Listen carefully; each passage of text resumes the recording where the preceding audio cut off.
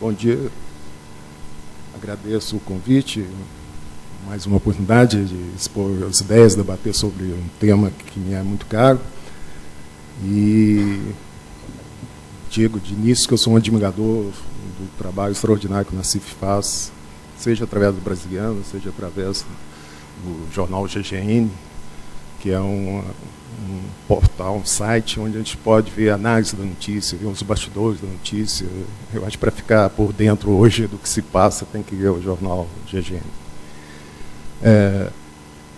Eu vou apresentar o mesmo vício de pagar em pé, mas eu vou apresentar o tema neste ano com uns dados de uma pesquisa que eu acabei de fazer, que eu fui convidado para um debate com Samuel Pessoa, no GV do Rio de Janeiro, para nós dois escrevermos sobre os mesmos temas. Temos pontos de vista antagônicos, polares.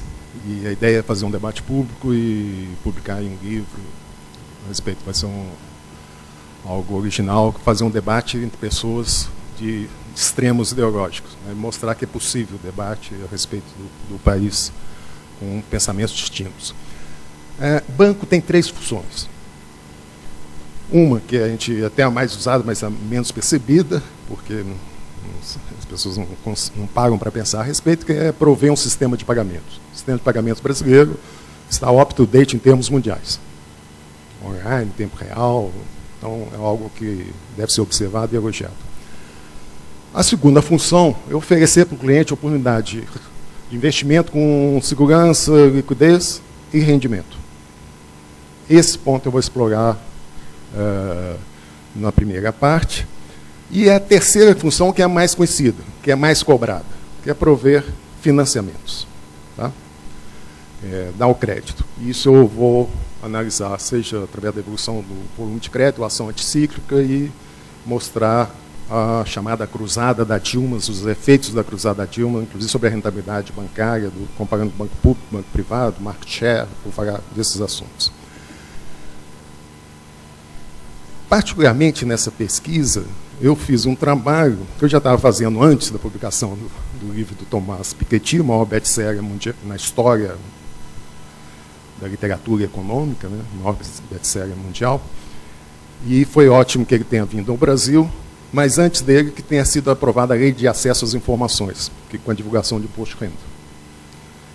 Então, isso, no final do ano passado, o secretário da Receita Federal divulgou os dados, e esse ano, em julho, final de julho, divulgou o imposto de renda de 2014, ano base 2013.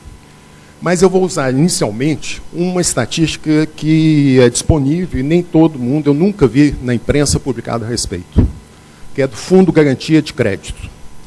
Aí eu recuperei e fiz uma série que essa estatística é sobre as contas bancárias, portanto, sobre 5 produtos básicos. Desde 99 não há muita variedade. A única variedade foi o LCI e LCA. Os outros são depósito à vista, depósito a prazo, depósito de poupança. Então, você pega a clientela, número de contas, e olha que coisa extraordinária a gente descobre, e é bom considerar o papel que os bancos tiveram em acesso popular a banco e a crédito. Quando eu estive na Caixa, foi a maior bandeira nossa, e eu acho que foi exitosa, esses números confirmam. Em 99, existiam 75 milhões de clientes. Em junho último, 209 milhões de clientes. A expressão clientes, evidentemente, está errada. A população brasileira é 204 milhões de pessoas. Na realidade, é número de contas. Mas alguém pode contrapor. Bom, mas aí tem dupla contagem. Evidente que tem. Né? Mas vamos fazer um cálculo e vou checar com dados em seguida. Quando a gente vê o valor médio, aqui não tem laser, né? Quando vê o valor médio, 8.000... Aqui. Não. 8.400 reais, você vê que é um valor muito baixo, que é diluído por 209 milhões de contas. Eu vou pegar essa hipótese, vou levantar, defender essa hipótese, que existe 9 milhões de pessoas que constituem, de fato, a casta brasileira que tem acesso a investimento financeiro. Vou defender essa hipótese aqui e mostrar dados em defesa disso. Suponhamos que essa casta, onde todos nós estamos incluídos, tenha os 5 produtos, as 5 contas bancárias. E tenha 2 contas correntes, 2 bancos diversos, 2 ou 3. Vamos dar meia dúzia. Aí você pega, sobra 150 milhões de contas, que é o número da PIA, População em Idade Ativa. Então eu defendo a hipótese que toda a PEA, População Economicamente Ativa, no Brasil já foi bancarizada. Esse é um ponto relevante que eu acho que é um sucesso tomado por iniciativa de banco público. Por que é importante isso?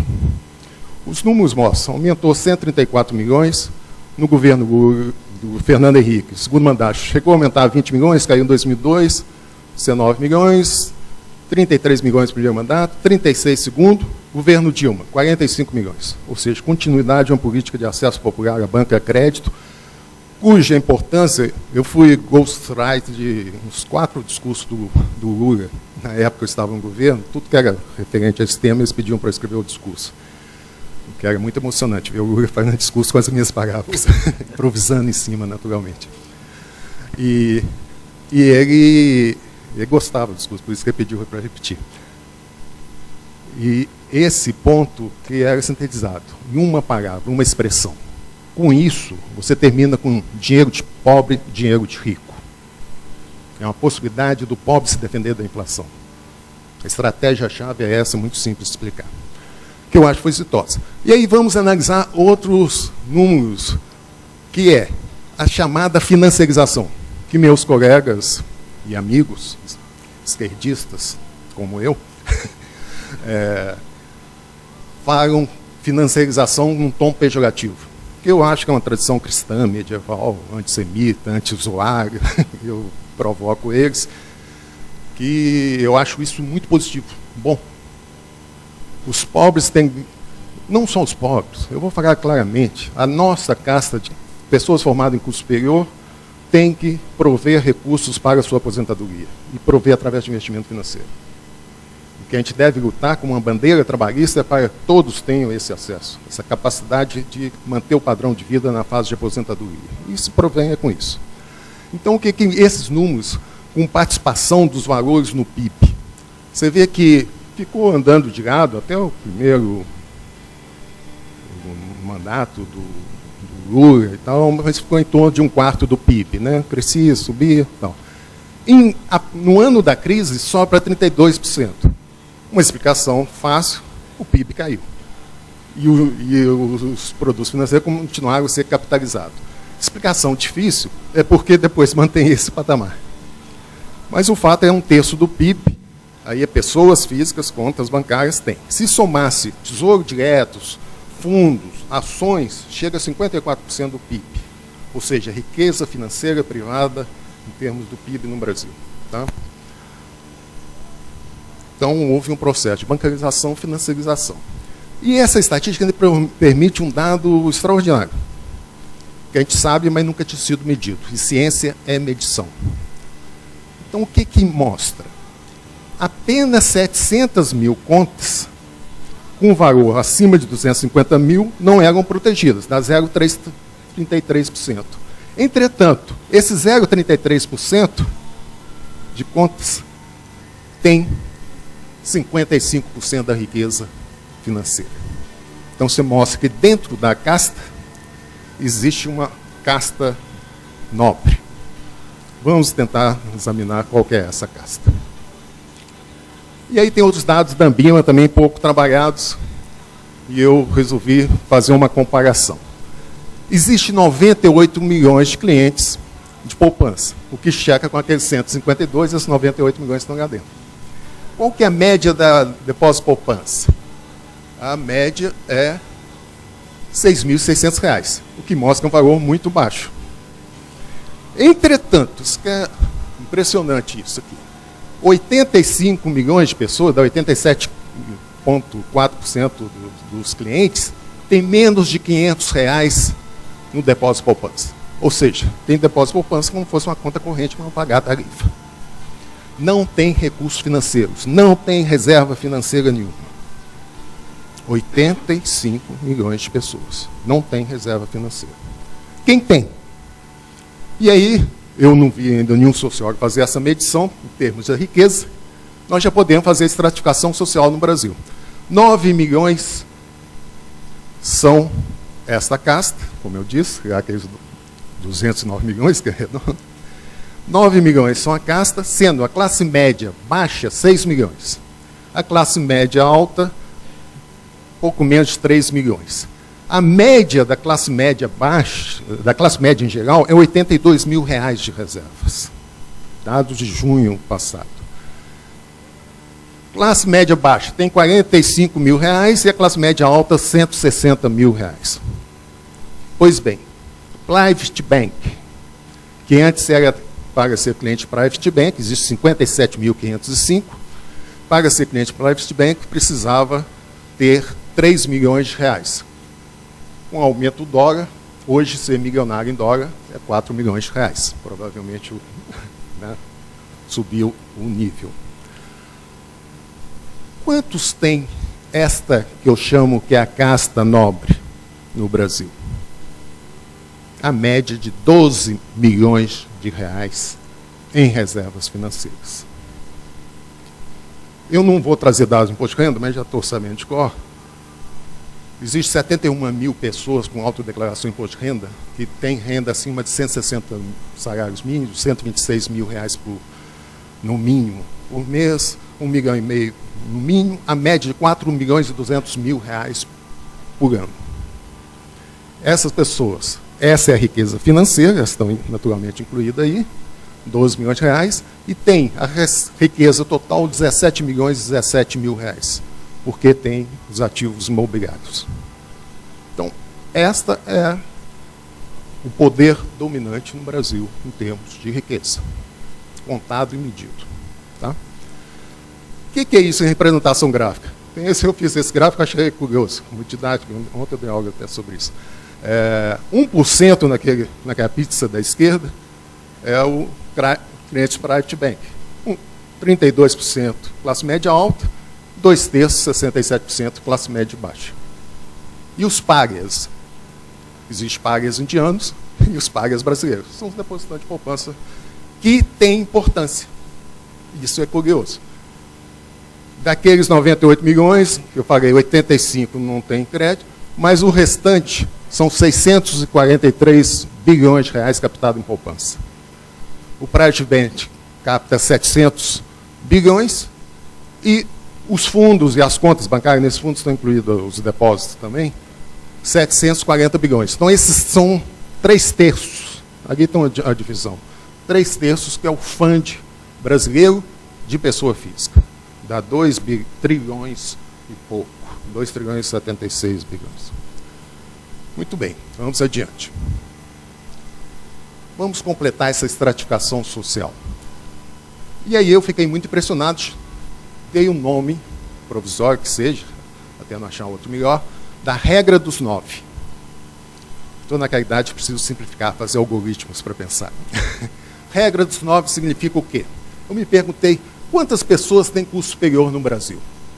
Engraçado, antes de ser professor, fez a carreira toda, nunca tinha me colocado a pergunta. Eu pergunto a qualquer pessoa, ninguém sabe.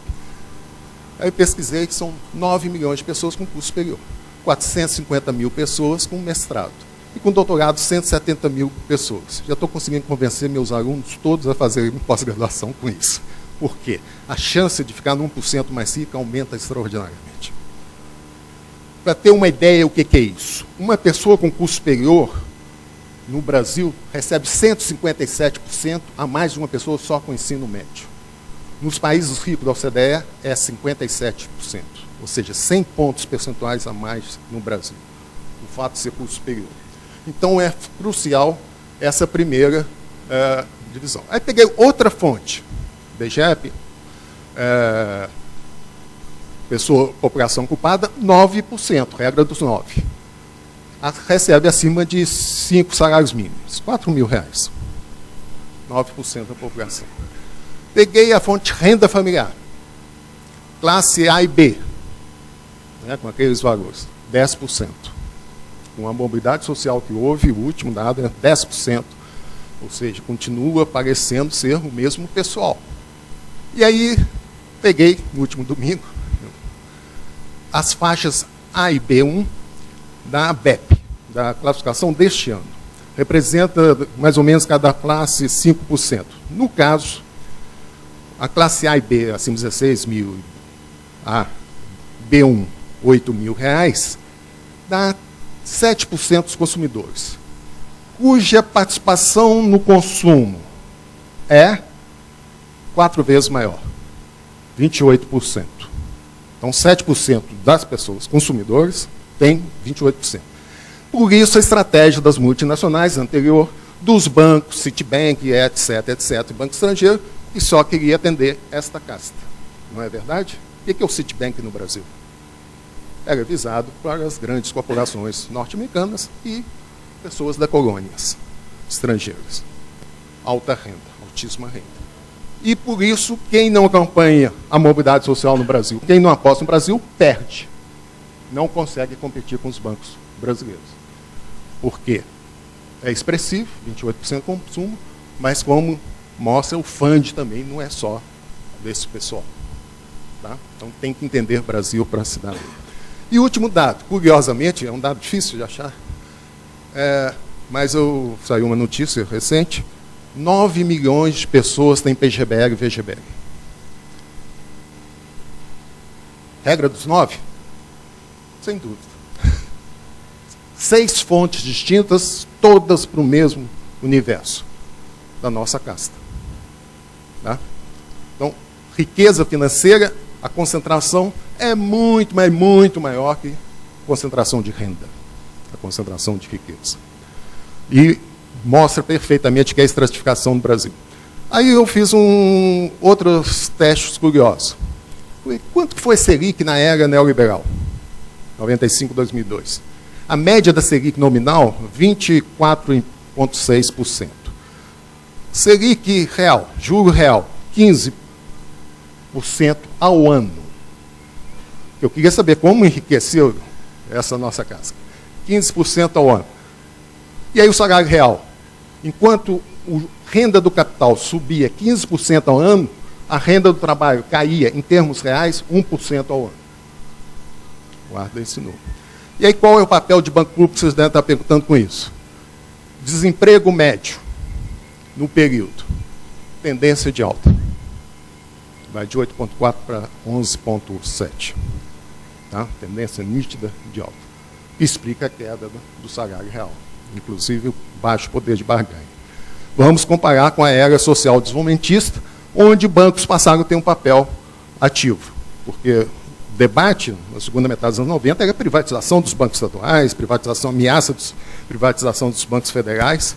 Os federais se mantiveram. Basta uma boa parte por causa de uma luta sindical contra. Vamos falar claramente que o Fernando Henrique recuou na intenção de privatizar bancos públicos federais. E aí, o que obteve-se nessa era? Renda do capital em termos reais, os juros caiu de 24,6 para um pouco mais da metade, 13,2, e o juro real para 6,6. Ainda 6 vezes acima do aumento do salário real. É essa que é a conta que o Piketty chama do R maior que G, rendimento capital maior que o crescimento da renda, no caso, renda do trabalho. Então, continua o aprofundamento da concentração de riqueza, mesmo numa época de hegemonia de um partido trabalhista. Mas diminuiu. É completamente diferente, porque a tendência do desemprego é queda, onde os bancos públicos têm um papel-chave. Eu vou provar isso com os próximos gráficos. Muito bem. Comparação das duas eras. Na era neoliberal, a queda do salário real foi 17%. Na era social desenvolvimentista, que terminou no ano passado, voltamos à era neoliberal neste ano, foi igual e contrário. Cresceu 16%. O que é curioso? Isso aqui eu nunca vi ninguém chamar atenção na imprensa, na academia, em lugar nenhum. Que no período Lula, o arroxo que foi dado na freada para a arrumação dos problemas herdados levou o salário real a uma queda de 14%. A partir de então, o salário real começou a subir. Apenas no ano da crise, que equivaleu a dezembro de 2002. Vou mostrar que a atuação anticíclica dos bancos públicos começam aqui. E provavelmente é uma correlação, tem que investigar se é causalidade. A hipótese minha que é. E aí o salário real sobe, particularmente nessa condenada, famigerada pela imprensa, nova matriz macroeconômica, que numa época de crise mundial aumentou o emprego, como nós mostramos, a tendência de taxa de desemprego no Brasil no ano passado, todo mundo deve lembrar, foi debatido na eleição, estava 4,5%, menor patamar histórico, que é um sucesso do ponto de vista do trabalho. E o salário real aumentou 16% a partir de 2009. Tá? Então foi ganhos trabalhistas. Por isso estão batendo panela vazia. Por quê? Porque o ganho do capital foi 3 vezes, em termos reais, poder aquisitivo, na era neoliberal, e na era social desenvolvimentista, apenas dobrou em mais 1/4. Embora continue a concentração, foi no ritmo menor. Então, esses dados são muito importantes para a gente ver um aspecto da sociedade brasileira que a gente tem a impressão, mas nunca medimos. Isso dá para ver uma outra face, o papel dos bancos públicos como é chave no Brasil. Dados a partir de agora do Banco Central, a fonte. Junho de 2011 foi depois de nova barbeiragem do Banco Central pelo excesso, overdose, na macroeconomia prudencial, e a partir de junho, a minha ex-aluna tomou a frente e falou, chega. Começou a cruzada da Dilma. Começa a atuação anticíclica dos bancos públicos, que vai até, eu não vou usar a famigerada manifestações de junho de 2013, mas foi quando a direita perdeu a vergonha e saiu do armário, depois de 30 anos. Viu que tinha espaço para ela.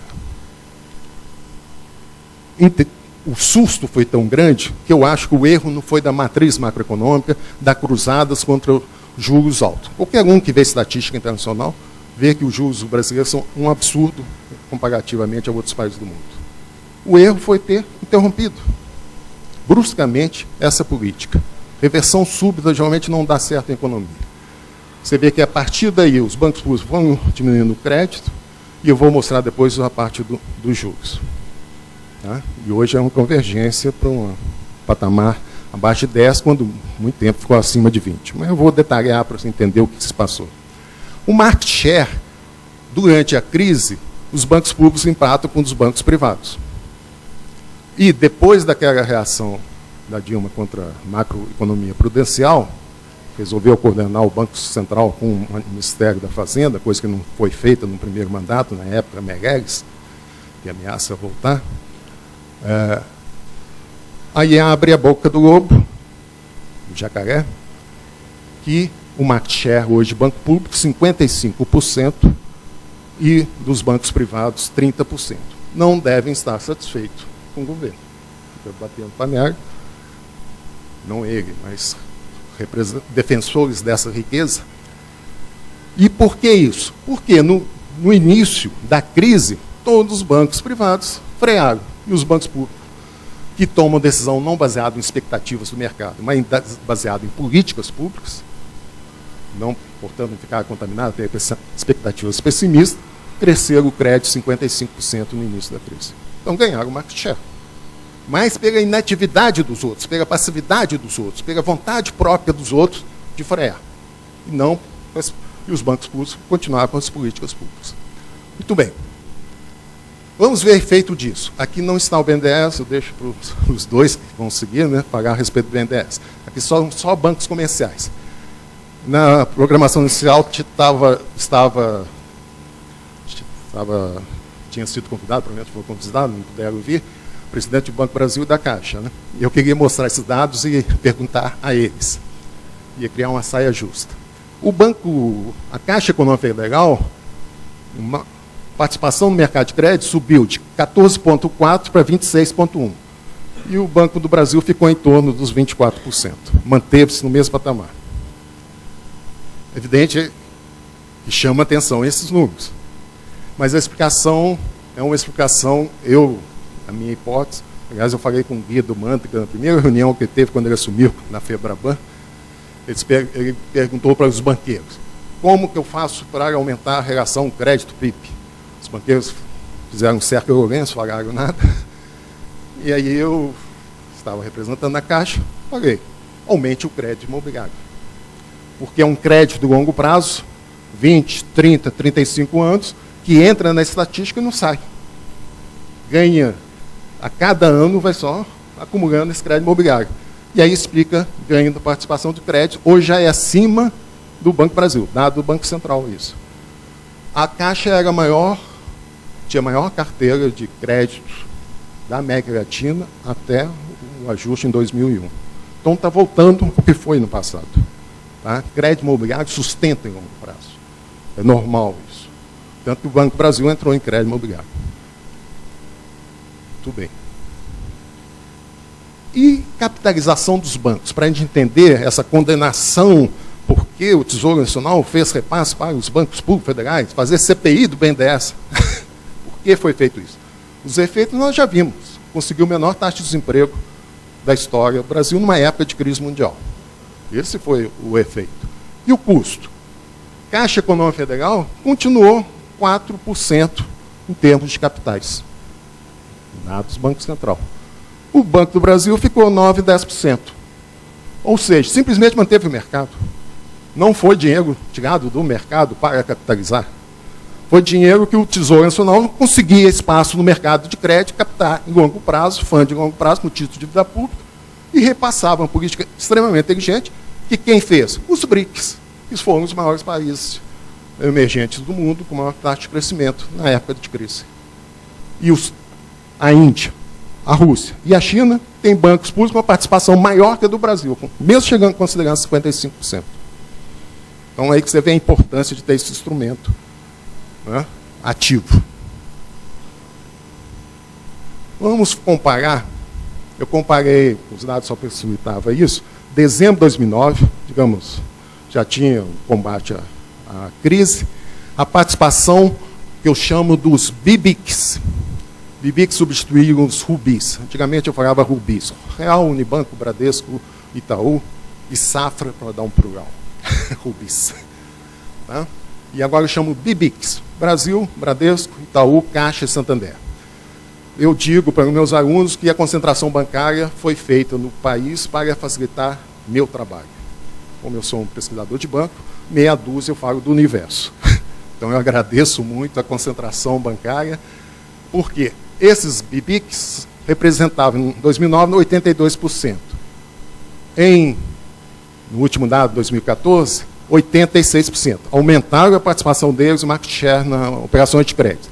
Curiosamente, havia os números. Eu não estou com um sinalizador aqui. O Banco do Brasil caiu 1%. A Caixa subiu de 12% para 23%. Então, vocês vão ver que nessas mudanças, é que a razão é aquela que eu apontei. Eu acho. O crédito imobiliário que foi acumulando. Os bancos privados perderam participação. Você vê, o Bradesco e o Itaú perdeu, mesmo com a concentração que houve, incorporando outros bancos. E o HSBC, era 3, passou para 2, e o Santander, era 11, passou para 8.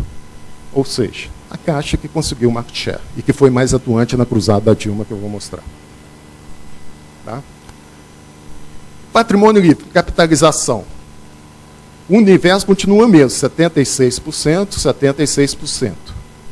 Entretanto, os bancos públicos continuam 17%, vão para 21%. Mas 1 ponto a Caixa, 2 pontos o Banco Brasil. O que aumentou mesmo foram os bancos privados nacionais. E o que perdeu mesmo foi o Santander. 23% vai para 13%, perdeu 10 percentual. Por quê? O Fábio Barbosa tinha feito uma capitalização bem sucedida. Agora que tomou posse Santander, né? E ficou inchado de capital. E aí, com o tempo, diluiu isso.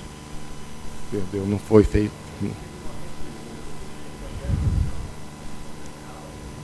fechou, né?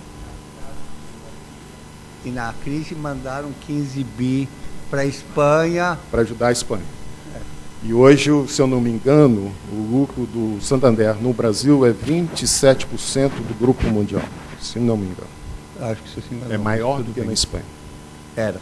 Né? Isso um aluno meu que trabalha no Santander me disse. Lucro líquido. O BIBIX tinha 81%, passou a ter 85%. Vamos ver individualizado. A Caixa tinha 8%, passou para 11%. E o Banco Brasil, 26%, caiu para 18%. Os bancos privados tinham 41% nacionais, subiram para 55%. Ou seja, não tem razão nenhuma para reclamar. Né? Continuam crescendo muito bem, obrigado. Vamos adiante. Rentabilidade patrimonial. Você vê que a rentabilidade da Caixa continuou 14%, do Banco Brasil caiu 17% para 8%. Provavelmente depois da cruzada eu vou mostrar.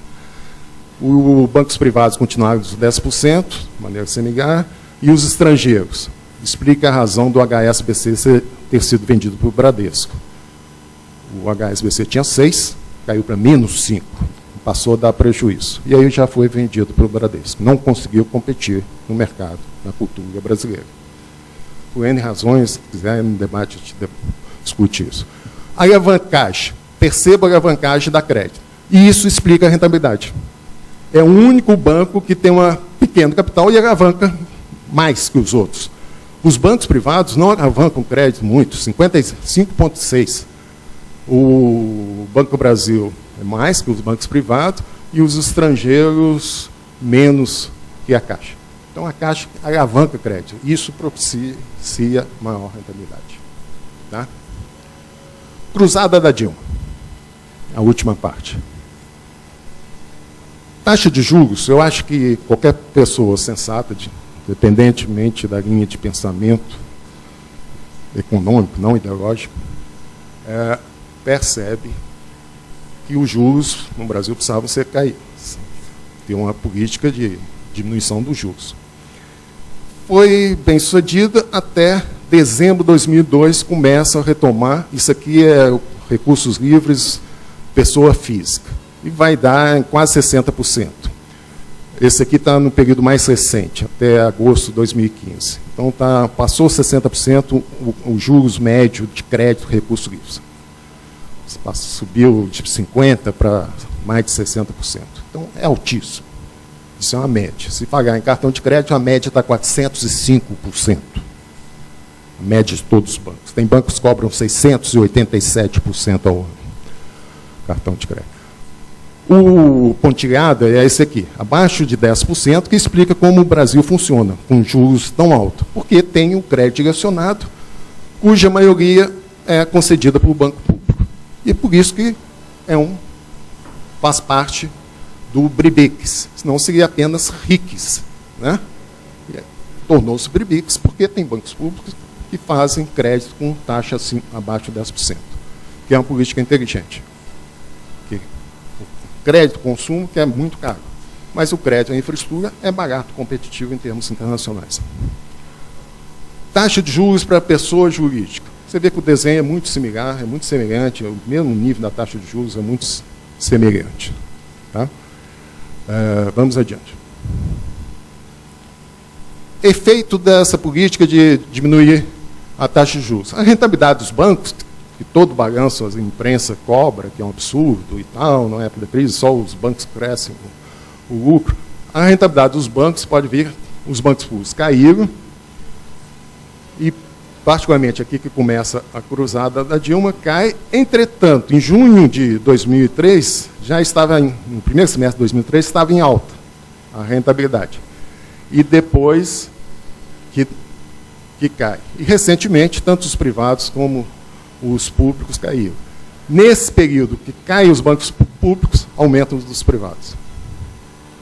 É um dado extremamente interessante para análise. Né? Dados do Banco Central, a fonte isso. O último relatório de estabilidade financeira. E o Banco Central decompõe o índice de eficiência. Você sabe, quanto menor o índice, que é uma relação entre despesas e receitas, mais eficientes são considerados os bancos.